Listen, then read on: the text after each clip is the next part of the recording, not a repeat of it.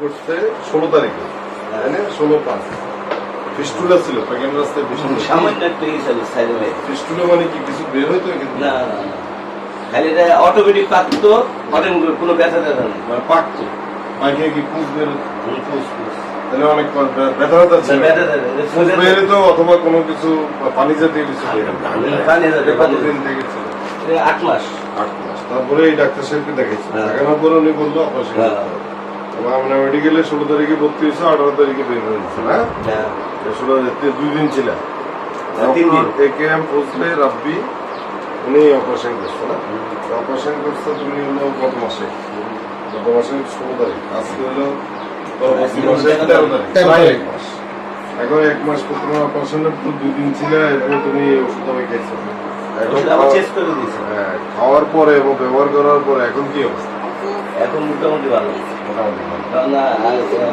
70%। আচ্ছা, তাহলে এখন তোমার যে অসুখ, এই অসুখটা আমরা দেখার কোনো সুযোগ নেই। প্রাইভেট চেম্বারে দেখতাম, এখন তোমার সাথে কথা বলা ছাড়া দেখার কোনো সুযোগ নেই। তোমারও দেখবো কিন্তু অসুখ তো দেখবো না।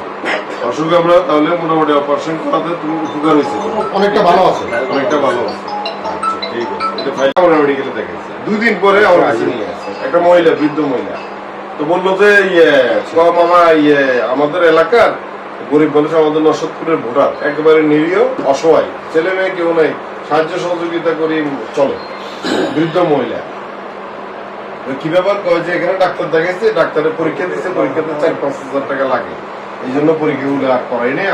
এই ধরনের তোমরা যেহেতু সবাই এখানে সামাজিকতা করো, এই ধরনের রুগী পাইলে অসহায় দুস্থ, তাহলে এই ধরনের রুগী ওই আমার ফ্রি মেডিকেল সার্ভিসের ইয়েতে ঢুকে দিই।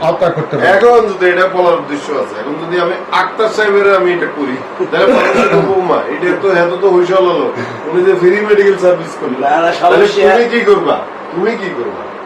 ওই লোকের কথার মধ্যে না থাকে তো আরেক সময় বলবে তোরা আমি ফ্রি 5,000 টাকা, তুমি কি করবা? 50% দিবা, দিয়ে ওনাকে বলে দিবা, বলো ভাই আপনি তো আমার থেকে পয়সা নিতেন না, কিন্তু আমি পয়সাটা দিলাম, আপনি কোনো গরিব রুগী টুগী পাইলে একটু ফ্রি সার্ভিস দিয়ে দিয়ে।